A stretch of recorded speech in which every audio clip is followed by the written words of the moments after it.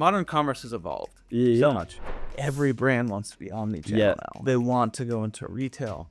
E-commerce is the new way. Going to the mall isn't even going to be around in a couple decades. I don't think we've seen e-com fully evolve. Like, there's still so much happening. You don't actually need a whole team. You don't. You need a brand manager and you need fractional teams that can help them at times. My goal is to have 9-figure brands that have 10 people in them. Raising tons of money will not solve it. Like, what solves it is... Welcome to Ops Unfiltered. We got Jay Davis here. How's it going, Jay? Going good. Thanks for having me. So Jay is the founder of a lot of things. PillowCube, StairSlide. Well, you guys acquired StairSlide. Yeah. Mutiny Brands, Creatably. We do a lot. And actually, I've worked with your companies so much over the years. It's insane. This is our first time like really sitting down, and obviously we've met over the years, but we haven't had a chance to like really sit down and talk. Yeah, I'm excited. To start out, I'm curious, what was because you've done so many top of funnels and you guys have shot so many cool videos. What is your personal favorite video of all the Creatably ads that you guys have done? Or I guess maybe we can just say all time, like every single top of funnel you've ever done. Dude, that's tough. PillowCube, the PillowCube story, the cube ad is really fun. I really love that one. Even though I had to be in it, which I don't love. I know. It's so cringe watching yourself. Like, dude, it's so hard. It's always like, oh, why did I do that? And people are like, no, it's great. You're like, really? I think your guys' lemonade ad is like hilarious. I think that's another one that I love the stuff that I like wasn't expecting it to be. I think that's like such a key to virality and to great content is like when you're not expecting something. And so those are the moments that I love. I love the Manly Bands ad. I think that's another one that's just like the Lord of the Rings one. So that one but I actually really love their like, they had like a top of funnel that was all about like girls' expectations versus guys' expectations. I don't know if you've seen it. It has like dolphins in it. I haven't. No. Oh man, it's hilarious. Like it's still, I think, one of the funniest ones. It's just all about like girls have been dreaming about this moment since they were like little kids, but guys still want a cool ring. My next question is: there's been so many. Modern commerce has evolved so much. Yeah. The 2010s e-commerce. I mean, there's so many brands that it was just like an arbitrage of Facebook to a landing page and. And obviously there's the meta ads, Apocalypse when Apple changed their settings. That killed so many brands. COVID, and then like now I feel like we're experiencing this emergence of like every brand wants to be omni-channel now. They want to go into retail. And it's like I remember in the 2010s there were like, at least from my perspective, there were like two totally different schools of thought in the 2010s. And like one was, oh, e-commerce is the new way. Going to the mall isn't even going to be around in a couple decades. And then like you had like these old school retail heads who were like, no, all the volume isn't retail and D2C is just a fad. How have you seen, because you've got to be a brand owner during all of those times, are there any times like during COVID or the meta ad, the apocalypse, this new emerging thought of, okay, we have to be omni-channel retail and D2C. Do any one of those things stick out to you when you think back? Yeah. Oh yeah. Yeah. I mean, those are, I think it's been a great, and I think this is what's fun being an entrepreneur. Like, I love entrepreneurship. I'll be an entrepreneur the rest of my life. I think when you find something you love, there's like kind of an interesting, you almost have like an interesting shift in thinking because it's like you're honing your skill. And when I meet people, I think you're one of these people who like, you're going to be an entrepreneur for the rest of your life. I had these friends who had like, this is what we love. Even if we didn't make good money, we'd do it. Like, even if I had to do it for free, I would do it. I love talking to people about entrepreneurship that like, I will do it for free. I will talk to people and, like at a neighborhood party, I'll just talk about entrepreneurship. That's what I love. So I think when you then think that way, it's really good to to analyze and kind of look at like, oh, in what ways were both of those groups wrong? Because it's very true. Like there was this, there was the kind of e-com people who were like, we're going to get rid of the modern mall. Like, and it's like the mall's busier than it's ever been. And I still hear people saying this. I still, like 2 months ago, someone was like, I mean, retail's basically dead. And I was like, are you insane? Like 80% of all commerce is still retail. yeah. Like, did you go to the mall this Christmas? Like I went to a bunch of malls this Christmas. They were so packed. Like our offices are pretty close to University Mall in Orem. And I would drive by every day, and it's like we go there a lot for lunch, or we'll be around there, and it's like, dude, there's no parking spaces at University Mall. 7 years ago, 8 years ago, that was not true. Like it did seem like it was dying, but things react. Like I think that's one of the things I've learned is like nothing's going to die easily, and so the mall, the people who own malls, they got a lot of money in malls. They're gonna make sure that they do things to bring people back. And I also think that COVID in many ways, it kind of killed retail for a second, but now we're all going back because we all miss it. We all realize like, I don't want to sit in my home and order every single thing. I want to go out. I want to shop. I want to touch things. I want to like my kids. I think this was probably different of teenagers 3 years ago. My girls want to go to the mall every weekend. Like every weekend, can we go to the mall? Can you drop us off at the mall? And it's like, dude, that's what we did in the 90s. Like in the 90s, that's what we did every weekend. We went to the mall. And then I think there was a time where that kind of went away. Now it's coming back. And so there's these ebbs and flows that you got to really think about. And so I think that's what my bigger point is be very careful who you listen to. And usually assume that people will be somewhat right and somewhat wrong. So in some ways, yes, e-com has become bigger. In other ways, retail has become bigger. E-com has not, I don't think we've seen e-com fully evolve. Like there's still so much happening. And I think we're going to see advertising change. I was just talking to 100%, Tyler Howells from Cozy Earth, and we were talking about this, that like, I think in the next year we will see an ad platform launch from every major AI platform, and you will be able to advertise inside of AI. That will shift. And it's going to totally change. Even like imagine how AI advertising is going to be like. We have this conversation all the time. Like what we're trying to do at Luminous is I am trying to document every single every minute detail question that anybody could conceivably ask, because I feel like where AI advertising will go is the brands who have the most comprehensive content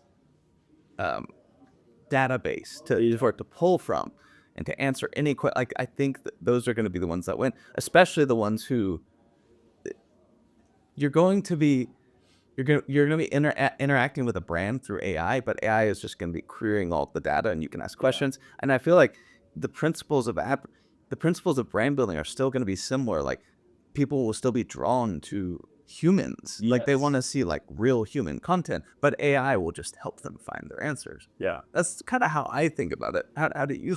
I think you are 100% right. Like I think you're going to see the people who can react quickly, and I think you're dead on that. Like the people who are like, hey AI, hey ChatGPT, here's a library of 500 questions we have answered with video and text, and then you look at like one of your competitors and they're like, we don't even have videos, and they're still stuck in the like, well, can we just pay you to, can we pay $50 million a year to just be the sponsor? And it's like, no, because, and that's what I think is happening is like, look at how long it took for people to realize TV was kind of just an advertising game. Like people didn't realize that. Now, like, look how quickly influencers came, and I would say has shifted because people realized, oh, all these big influencers are just being paid.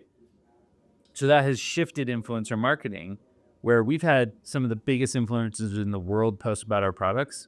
Some of them, they've driven a couple $1,000s in extra revenue. And it's like, and had we paid them full price, they would have asked for $1 million. And it's like, yeah, because the game is up. People know that you're being paid. Originally back in 2016, 2015, kind of the height of influencer marketing when it was really good, Kim Kardashian would post about something and it would go crazy because she wasn't being paid for it. And so people were taking it as a true recommendation of like, this is truly what she loves. I think Oprah has actually done like a good job at that of like, you still have to be something she likes to get on her list. Like it's not just the JD Power and Associates, which if people don't know, you just pay for it. Like JD Power is just a paid thing. You just pay the money and they say that you won. And so yeah, like I think we're getting through that where I think you're totally right. It's going to be the brands who are transparent, who have tons of content, who like, ChatGPT is a content monster. I mean, it just devours content. It needs more content. And so we've said this about social media. Social media is the same. Look at how we're now to a point where people complain all the time, like, oh, UGC is not lasting like it once did. I'm putting it up and a week later it's already burnt out and I need more. And it's like, yeah, because that content wasn't built to last. It was built to have staying power, to be something that can convince people again and again. You're kind of just like this quick angle. So I think you're totally right. We're going to see that huge shift, where the groups that can be like, hey, ChatGPT, you're this devourer of content. Here's 3,000 hours of content of us talking about every single detail. And so ChatGPT is like, okay, when someone says, hey, can I connect this platform with, or this retailer with Luminous? It's like, yep, here's a video. Exactly. Founder talking about it and how you do it. And they're going to much prefer that to like Oracle having this complex wiki about it. Yes. Like, no, like there's a person telling me how, and then he shows me, and there's like the text. Yes. Yes. And so a lot of those, like, I think this is where AI is also going to support this from the creation side. Is now it's just going to be easier. Like we as a brand owner, like I'm pushing, and I think one of the most important metrics for every brand owner is going to be revenue per employee. Like AI is opening up possibilities where there's a couple guys that I'm friends with in the D2C space, and we're all kind of like, who can build a brand that does $100 million a year with 5 employees? Jolie. Yes, Like Gillette, yeah. yeah. I think he hit like 50 with 4 or 5 people. Amazing, like amazing entrepreneur, but like, and not a but.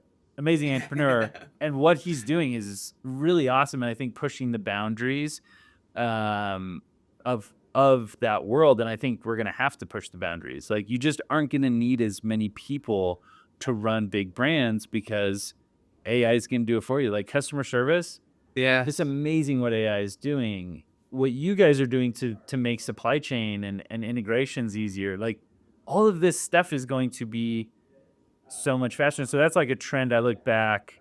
I'm friends with some of the guys who were founders of Kaye, which I can't remember which year they won like the business plan competition at BYU, but like early e-com company, like pre-Shopify, pre-everything. Like they didn't even have WooCommerce. They didn't have big, like nothing.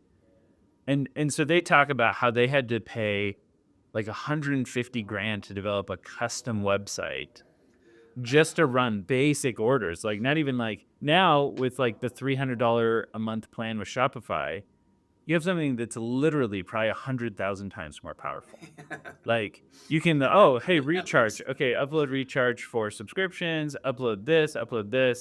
And all of a sudden, like we have one developer part-time who's building complex e-com sites with all of this powerful stuff. And it's like 10 years ago, you would have had to hire 20 devs or 10 devs and have them in-house. Yep. And like, I think that's why it's been hard. So I think one of the things that we're not maybe talking about enough is some of these e-com companies that are struggling and these consumer brands that are struggling. It's like, they just are not accepting how much things have shifted. Like, Allbirds is in the news a lot right now because they're still losing a ton of money and things are really tough. And it's like, what Allbirds needs to do is realize that as a brand doing $200 million a year in revenue, they should have 20 employees. Like, and that's a tough realization. Oh, this is a great segue. Like, this is something that we literally your point just about modern commerce is it's going to become incredibly efficient, and that's just like the DNA. They outsource everything, and fractional bookkeeping, fractional this, fractional that. Shopify is so easy to set up. Um, I think so many brands got bloated in the late 2010s, and a reason I think is because VC money decided to play in the space, which it never should have. No. Not to say that people shouldn't invest in brands, absolutely not. But like VC money, Yeah. I think that was a pipe dream to think that we can dump, and all it led to was like teams like Allbirds having ballooning up to 200, 300 employees. Yeah. And it's like, guys, you could run that with like 10 people Yes. if it was set up correctly. Yes. And I think that's the harsh reality is you think about it and it's like, as a brand owner, I'm constantly thinking of like, what are the things we're doing that are actually driving results? And what are the things that we're doing that is like, that's just ego stuff. Like hiring a lot of people can often be an ego thing. I don't want to tell people how much money we're making. So instead what I do is I tell them I have 300 employees. And so, And no profit. yeah. And so I think that's something that like, and everyone got caught up in it. We got caught up in it. Like every single consumer brand got caught up in this, like money is cheap. It's almost free. It's easy to get. And so everyone just kind of like leaned into this world of like, yeah, like we're all going to grow to infinity. And now we're coming to the reality of like, oh, there are hard limits on these things. Like there are hard limits. One of the things I think I've realized is like the category you're in is so important to how big you can be. Like I think that's where a lot of people are realizing like, oh, I thought, and VCs thought this. VCs thought every single brand can be $1 billion brand. And you start thinking about it, you're like, yeah, but like what's the AOV? What's the LTV? One of the two like the key metrics I look at is like revenue per employee per year, and then yearly revenue per customer. Like no one really talks about that metric, but if you look at like, okay, our customer, how much are they going to spend per year with us? Right. Because LTV is so fuzzy. It's like, is that a true lifetime, like the lifetime of this human being? Is that a 5-year LTV? Is it a 10-year LTV? Is it a 2-year, 3-year? No, if you ask every D2C person, they all have different views on that. A lot of people are like, well, no, I think it's kind of like a 2-year. Some people are like, no, it is like the lifetime of them as your customer. It's like, well, what's that? They might come back and buy something in 25 years. Is it 25 years? Yeah. And so instead it's like, if you don't, you got to look at yearly revenue per customer. And if you don't have a high yearly revenue per customer, I think you should probably be more omni-retail channel focused than D2C. D2C is perfect. Like a D2C first approach is really perfect for the categories that have high yearly revenue per customer. And if you look at the things that are doing really well in D2C, that's very true. Why is supplements doing so well right now? Yeah, I was about to say AG1. Because it has high yearly revenue per customer. The Pillow Cube had a bigger impact on my life than AG1. I take AG1 every day, and I spend $80 a month on AG1, $90 a month. And so it's like, spend $90 a month on Pillow Cube. yeah. And so one you buy a pillow every 3 years, and it's a single purchase, and one you spend $90 a month, and so the yearly revenue per customer is $1,080. Like that's wild. So I think that's like we are now in this like evolution of realizing like, okay, D2C is not this like perfect hammer, and we got into that mode where we had this perfect hammer, we thought, and so every problem became a nail. And so now we're realizing like, no, D2C works for some things. Like high recurring revenue things are great for D2C. Is this why you're starting your supplement brand? Oh yeah. Yeah. The reason we're working on supplements and getting more into supplements is because we're like, I think this is another category that is perfect for Creatably's ads. I was about to say, you guys can stand out. Yeah, Exactly. They're so good. So that's where I like get really excited about, doing other things. And we're even looking at like, okay, how do we bring supplements into other stuff we're doing? Like, I think that's the shift that smart brand owners are getting. I mean, this is also why, I think, a lot of brands are we have ownership and it's why I founded an ice cream company. Like, because I'm like, food is huge. Food, now it's not D2C per se, although we are doing some very interesting things that are coming with ice cream where you're going to be able to get ice cream to your house in under an hour. Let me know when that reduces happens, because It will be this year. So I eat a pint of ice cream every night. Just FYI. dude, no way. It's like it's Handles or Ben and Jerry's. Now, when Cold Case was on DoorDash, It's bad. but I can't find. It's not in Saratoga Springs. Oh, yeah. So we are selling out too fast. So I think it is back now in Saratoga. So you should be good to go to once again get it. But no, that is the challenge. But yeah, I think that's where you're seeing people kind of shift and realize, like, okay, now let's look at other things. Let's look at food. Food has all these huge exits, and why? Because people eat it every day. Yeah. You have people who eat ice cream every day. You have people who, and so I think that's one of the realizations. I mean, that's one of the interesting things about ice cream is we have people who are buying it 3 times a month. And so over the course of like if you do want to do a 3-year LTV, like over the course of 3 years, we're spending a lot of money on ice cream. So I think that's what's going to happen and continue to happen is we're realizing, like, going back to originally what you were talking about, like you kind of had these people who were saying, oh, this is what's going to happen, or this is what's going to happen. And both of them are right and both of them are wrong. And now we're adjusting and we're evolving e-commerce. Just like, I look at what e-com was in 2010. It's like not even close to what it is now. I mean, it doesn't even resemble itself. Totally. And things are accelerating. I think in 5 years, we'll look back and be like, remember when we were running Facebook ads? Like, and we didn't have this Chat GPT ad platform that's like 1 million times better than How's something like remember PC? Remember when you could just like buy a product on Alibaba and like sell this piece of crap and like Yes. you could actually make money? Like, no, I think that's where it's going, is just the most transparent, just best products. People invest in brand. Yes. They stand out. Those are going to be the ones that win. That's, I think, the problem China's making. They underestimate brand, and brand is important. It's important. Like, people don't want to buy stuff and then get it and find out we saw this a lot during COVID, but you'd like order something and it would come and be like a picture of the thing. Yeah. And you're like, that happens enough times and people start being like, I'm only going to buy with a brand I trust. And so that actually, I think, has pushed a lot of people back to brands. Like, people are like, yeah, I don't want to take the risk on buying the picture of a Peloton because it was $1,000 cheaper. And you're like, there's a reason it's $1,000 cheaper. So, and like AI is going to help with that. It's going to eliminate a lot of fraud. It's going to be able to show like, hey, you're not, and I think that's happening right now. Like, you just can't scam people like you could, which is a good thing. Like, you shouldn't scam people. Jay, you're one of the only brand owners I know. Back to our topic about the 2010s and VC money started to play, and then every brand got bloated with employees. So I feel like there were 3 things that were true in the like late 2010s when VC money came to play.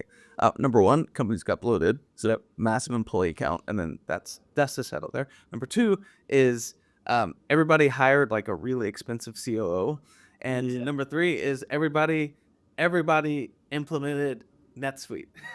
Yeah, because they could afford it, because they got invested in VC money. Why didn't you implement NetSuite? Like, you're like one of the only people that didn't get burned. Yeah. And didn't fall for it. Like, why didn't you? Spike isn't cheap. I think that I was seeing that, like, I think I just kind of felt that, we didn't raise tons of VC money, or really any VC money. We had some angels come into PillarQ, but we mostly just either bootstrapped it or did it with, kind of like partners and brought in, some angels. So we were never like, oh yeah, we got $400,000 to burn. I think I'd seen some other people integrate it earlier. Like, I was at Vivint in like 2008 to 2012 or 2011. And them and then Color Run as well. Like, they both implemented it and it was like so hard. And I'm like, man, if that company doing like, Vivint at the time was doing 400-500 million a year. I'm like, that was really rough. How is a little brand like, why would we do this? And I think that for me, just never passed kind of that, like, this doesn't make sense. And I felt very strongly that, like, no, like, someone's going to come up with a SaaS version of this that does 90% of what we need or 99% of what we need for a fraction of the cost. It just doesn't, like, every pitch, and they would send us presents and food and humble. I'm like, you can keep sending this crap. Like, I remember there's one NetSuite guy who just like kept. I'm like, dude, I love the free products. I love that you send crumble here every 3 weeks. But it just never made sense to me. It was always like, this is crazy. This is so overkill. We don't need this. And I think that VC money, exactly like you said, it became this thing that like bloated, and everyone started doing things without asking themselves, like, do we actually need this? Is this a good idea? Like, do we need to have, and I think that it's funny to see how that's flipped. I think the Joe Lee founder and some other founders who are really smart, like Ryan, the founder of True Classic, I think is another one, who were like, they were looking at that. They really like clued me into, yearly revenue per employee. They were super aggressive where they're saying, hey, can I do 5 million? Can I do 10 million?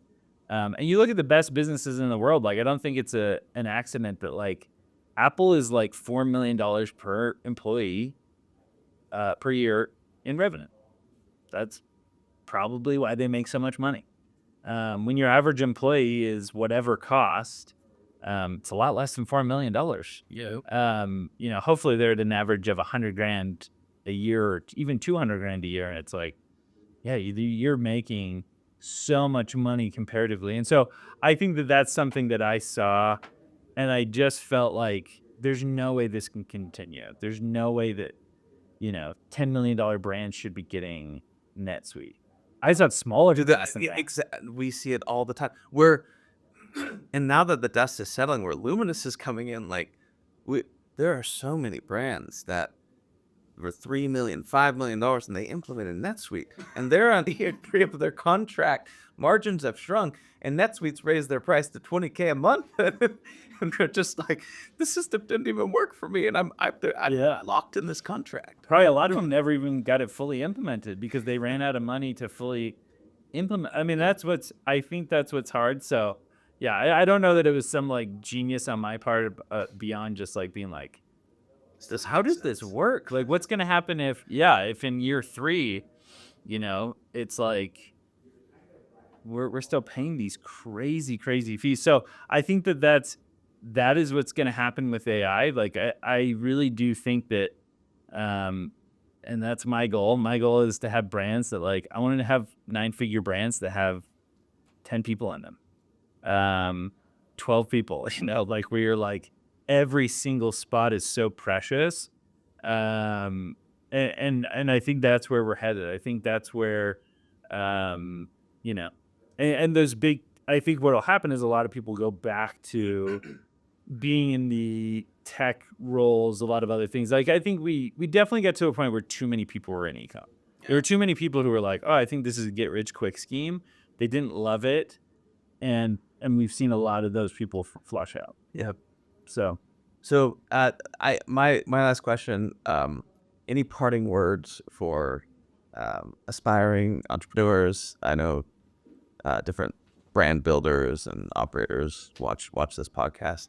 What you said that commerce is going to be totally different in 5 years. Yeah. What are you guys doing now to make sure that you keep up with it? Because you guys are always seem to be on the cutting edge of marketing and just e-commerce trends in general. Well, that's super nice of you. I hope we are. I think that's something we try to do is to really think about where are things headed, how can we be ready. But I think one, if you're an entrepreneur, like, really push yourself. I try and do this all the time where I'm pushing myself to say, what makes sense? I try and go back to first principles. I try and really think through, like, don't listen to what everyone's saying. If everyone's saying something, it might be true, but it also might not be true. Like, I think AI is going to be one of those things that like you can use it in the right way or the wrong way. And so you got to push yourself to really think like, what are the ways that are a trap? This has always been, I think, a focus of my career is like I'm trying to always zag while everyone else is zigging. And so, what are the things as I thought about tariffs? This was again a reason I got excited about ice cream is like, well, you can't make ice cream. Maybe you can. Yeah. China, but I don't think as long as Be listening here and stuff. but like you can make it here, source it with everything from here. And so as we get into kind of the tariff craziness that I think we're headed towards, I think it's gonna be really great to own a food brand. Warren Buffett talks all the time about how See's Candy has been like one of their greatest investments because it was just a cash machine that then funded a bunch of other stuff. And so I think it's always trying to look at kind of like what are true principles that are always true. People will always eat food. They will always consume. Like AI will not change consumption, I don't think, on food. Right. Humans are always going to need food. So I think it's trying to like push yourself to like really look at what you think will be true. Try and think of like where are we headed? How can I get ready for that? I always try and keep like a portion of our budget for testing just like wild and crazy ideas. So like I think 80 to 90% of your business should be like core principles, really disciplined. And then like 10 to 20 should be like moonshots that are just like, yeah, try some crazy stuff. We're trying some new ad platforms that are like kind of wild and out there, but like put a couple percent of your budget towards stuff like that, but then keep most of your stuff other places and then shift as you see stuff. So I think try and keep innovating. And then I think like if you're an entrepreneur, like really ask yourself, do you love it for the thing? Like, would you do it for free? And I think if you would, then like keep going. Just keep going at all costs. You still have the same energy. I mean, you've been doing this for over a decade now, and you still have the exact same enthusiasm at the prospect of starting a brand again. Yeah. Which is that sticks out to me That's good. because like it's so true. So many people like, oh, they hate their life. They've been operating a brand for 10 years, and like you still have the exact same energy for like these new ideas. So it's really cool. That's good. And honestly, I really love it. Like, I think that is where you have to, I've met people, and you've got to realize, like, I've met these entrepreneurs that kind of have everything going for them. And I've realized as I've talked to them, like, oh, the money doesn't solve it all. Like, I've talked to people who like, I kind of look up to as, they raised $25 million from VCs. And I'm like, what are you going to do next? Like, what brand are you going to launch? And they're like, I'm never going to launch another brand. Like, I hate this. Like, this has been the hardest thing I've ever done in my life. And I'm like, oh, so like raising tons of money will not solve it. Like, what solves it is doing what you love. Do what you love. Be yourself.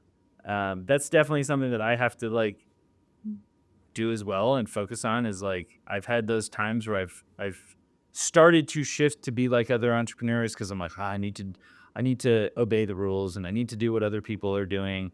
And then I'm kind of like, screw that. Like, I'm me and I don't care if people don't like me. I don't care if people don't like the way I'm running my life or my businesses. It's my businesses. I don't yes. And so be yourself. And I've had great mentors. Like, I had a great lunch with a friend who did a really great job. Kevin Santiago, he owns a bunch of restaurants. And I was kind of telling him we were at this networking lunch and I was like, I'm going to stop launching new things. And he was like, dude, that's your rocket fuel. Like, why would you do that? And it was so good to be reminded, like, oh yeah, like, why am I not being who I am?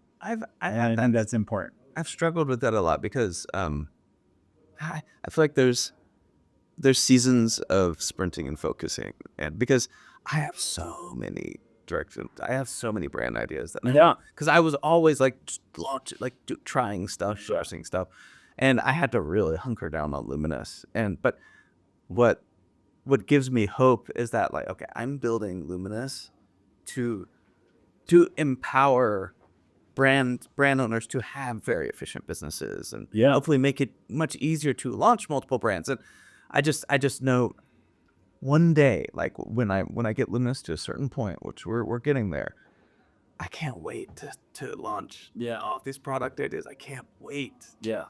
Well, and this is where I'm like very bold in my belief of this, and I think most VCs disagree. And I've even heard direct people say like, tell friends of friends like, what he's doing is crazy. Conglomerates, all big consumer brands are conglomerates. Nike is a conglomerate. They own a bunch of brands. People forget that. They forget they own Jordan, that they own Converse, that they own all these other brands. Every big consumer company is a conglomerate of brands. Name one that isn't. Like VF brands. Everyone, every food we eat pretty much, like 95% of what we eat is owned by 4 or 5 companies. So I think this is something that actually we went down this road, and this is part of the problem, is the unit economics work better if you own a bunch of brands. Yep. And this is, I think, the big shift that's coming. The accelerators kind of threw us off the scent. It's because they messed it up. Thrashio.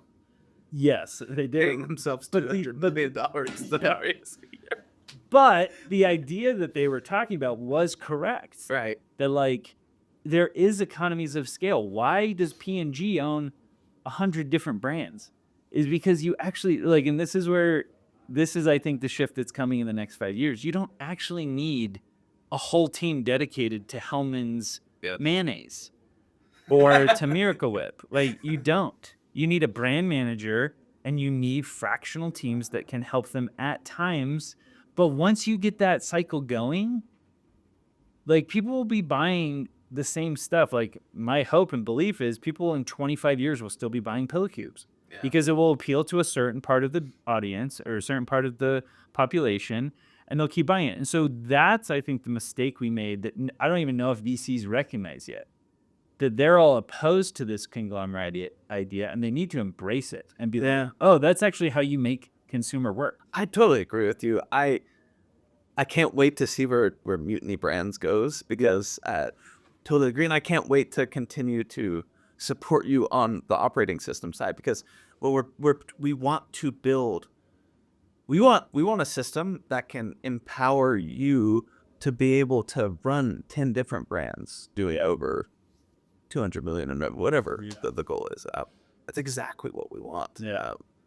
No, that's where we're super excited working with you guys. And I would almost say to you, like, I wouldn't hold off for too long on, I think there's a real benefit. One of the best things I did for Creatably was starting our own brand because it showed me what it was like to be our customer. And so I think once I did that, I understood our customer in a different way because I understood what they were going through, and I can go to Creatably and be like, hey, you guys don't understand this aspect. Like some of the things that clients tell you are not true, and other things are true. Like other things are like the agency doesn't fully understand the pain they're going through or the problem that's needing to be solved. And so that's something that I think is really important, is like getting aware of that. And so, yeah, I'm very bullish, and I think we'll see in 5 years who's right. But I'll bet I'm right. I think conglomerates are going to become the thing that, like, and we're already seeing it. Like, you're positioned so well to do it too, because first off, I think you've leaned out operations a bunch. But I think with Creatably and all of the marketing genius that you have around you, you guys are positioned the best to be able to. Yeah, I'm excited about to stay cutting edge on all of the types of marketing, get all of your brands to stand out. So I agree. Yeah, I'd bet some money on you. Well, good. Well, and I think even whether it's us, my bigger bet is that I think that's where consumers heading. I think people are going to start realizing, like you said, like Thrasio did it wrong. It's a great model. They did too many brands that were too small. So you got to look at like Mars or Procter and Gamble. Like, they have big brands. And I've said this like a couple of years ago. I think it was 2 years ago. Windex got acquired from. Can't remember who was acquiring, but like I think SC Johnson acquired it from someone else, or maybe it was vice versa. But it got acquired for $3 billion. Wow. And how much has Windex changed in the last 30 years? Like it's still a blue liquid that's really good at cleaning windows. Maybe they changed the packaging slightly. Yeah, they added some new thing every 5 years that's like, now with this. How much has Clorox spray or Clorox wipes? Like these things consumer goods are not. And so I think we kind of almost took this like tech approach to like, let's constantly be tweaking and changing. And, and it's like, that's actually not how consumer goods work. Just be good product last. Yeah. Once you find a product that a lot of people need, you just got to let it ride. And every couple of years, you got to innovate a little bit. But it's mostly then a volume game of getting 2 million people to buy it every year. Yeah. And if you can do that, and you can do that for 20 years, you have something. But it's not a VC model. I think you're right. That like, I think, or it wasn't a VC in the way we did it. Yeah. And so now I think things are shifting where people are realizing, maybe we're playing a different game than we thought we were playing. And that's always, knowing the rules of the game is always the most important thing. And so, anyways, I think it's really exciting. It'll be really fun to see what happens from here. Well, thanks for coming on, Jay. Yeah. Appreciate it. You're an awesome guest, and thank you. We'll stay in touch. Hopefully we can do a round 2 in a couple of years. Yeah. Check in. Let's do it. Okay.